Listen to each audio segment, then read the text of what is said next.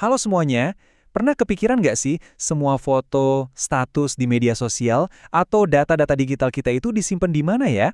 Nah, hari ini kita bakal ngebongkar fondasi yang nggak kelihatan dari dunia digital kita, yaitu database. Yuk kita langsung mulai aja perjalanannya. Coba deh, bayangin sebentar. Kalau kamu harus nyari satu lembar kertas penting di atas meja yang super berantakan kayak gini, gimana caranya? Susah banget kan? Bisa-bisa seharian cuma buat nyari satu kertas doang, dan belum tentu ketemu. Oke, sekarang bayangin kekacauan itu skalanya kita naikin jutaan kali lipat. Bukan lagi puluhan kertas, tapi miliaran file digital. Udah kebayang pusingnya? Mustahil banget kan? Nah, ini dia masalah besar yang dihadapi dunia modern kita. Dan jelas kita butuh solusi yang cerdas buat ngatasinnya. Dan solusi super cerdas untuk kekacauan digital tadi, ya ini dia, database atau basis data. Anggap aja ini tuh kayak perpustakaan digital raksasa yang super duper rapi. Setiap informasi punya tempatnya sendiri, jadi bisa ditemuin dalam sekejap mata. Keren kan?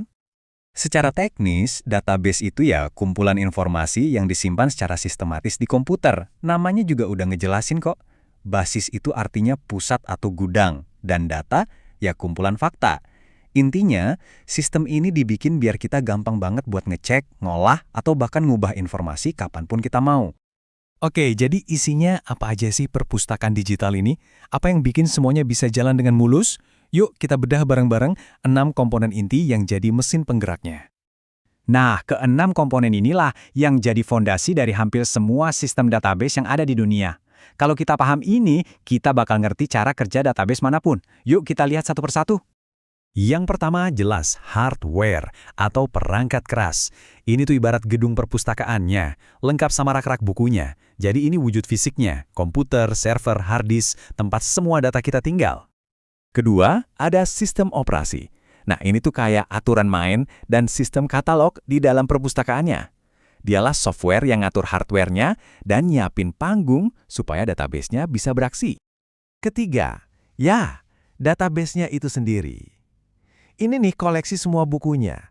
Kumpulan data-data kita yang udah disusun rapi, biasanya dalam bentuk tabel-tabel, biar gampang dicari. Komponen keempat, ini dia jagoannya, DBMS, atau Sistem Manajemen Basis Data. Anggap aja dia ini pustakawan super yang hafal letak semua informasi. Software inilah yang jadi jembatan antara kita dan data. Kita minta apa, dia yang cariin. Kelima, ya siapa lagi kalau bukan kita, para pengguna. Ini bisa siapa aja, mulai dari kamu yang lagi santai nge-scroll aplikasi, sampai para administrator sistem yang tugasnya mastiin perpustakaan ini tetap aman dan rapi. Dan yang terakhir, nomor 6, aplikasi. Ini adalah alat-alat yang kita pakai buat ngobrol sama database-nya. Misalnya aplikasi media sosial atau mobile banking kamu. Aplikasi inilah yang ngirim permintaan kita ke database buat nampilin data yang kita mau. Oke, kita udah tahu komponen-komponennya. Sekarang pertanyaannya, kenapa sih kita butuh semua ini? Apa hebatnya punya sistem yang teratur begini? Nah, kita bisa sebut ini sebagai kekuatan super dari database. Coba lihat di sini. Kekuatan supernya itu banyak banget. Ada kecepatan, artinya, nyari info apa aja langsung ketemu. Ada akurasi, ini penting biar datanya benar, nggak ada yang double atau salah. Terus, keamanan yang ngatur siapa boleh lihat apa. Efisiensi biar nggak boros tempat penyimpanan, dan ketersediaan yang mastiin data kita selalu bisa diakses 24/7. Ini jawaban telak buat masalah meja berantakan di awal tadi kan? Terus gimana cara kita ngobrol sama si pustakawan super alias DBMS tadi?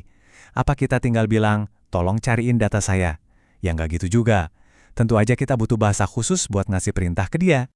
Gampangnya, ada 3 langkah utama atau 3 jenis bahasa buat ngobrol sama database. Pertama, kita bangun dulu perpustakaannya pakai DDL. Kedua, kita isi dan kelola buku-bukunya pakai DML. Dan terakhir, kita atur keamanannya pakai DCL. Langkah pertama itu DDL, Data Definition Language. Anggap aja ini tuh kayak cetak biru dari arsitek. Bahasa ini kita pakai buat ngebangun kerangka database-nya. Misalnya, bikin rak buku baru yang di dunia data kita sebut sebagai tabel. Habis itu, ada DML, Data Manipulation Language. Nah, ini buat kerjaan si pustakawan sehari-hari. Kalau mau nambahin data baru, kita pakai perintah insert. Mau nyari data, pakai select. Mau ngubah data, pakai update. Dan kalau mau ngehapus, ya pakai delete. Simple kan? Dan langkah terakhir, DCL atau Data Control Language, yang ini tugasnya kayak kepala keamanan. Dia yang nentuin aturan main, siapa yang boleh masuk, siapa yang boleh minjem buku, dan bagian mana aja yang terlarang. Semuanya soal izin akses dan keamanan.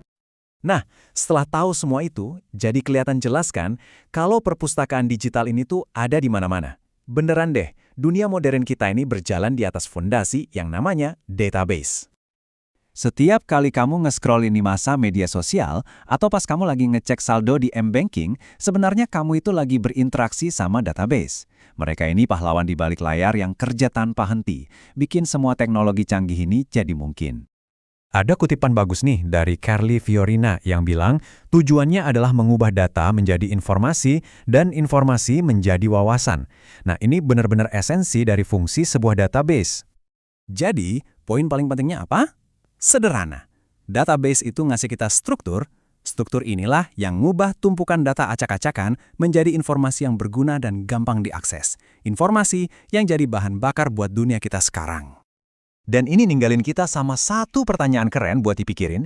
Kira-kira peluang baru apa lagi ya yang bisa kita buka kalau seandainya data itu jadi jauh lebih gampang lagi buat diatur dan diakses? Coba direnungkan. Makasih banyak udah nyimak.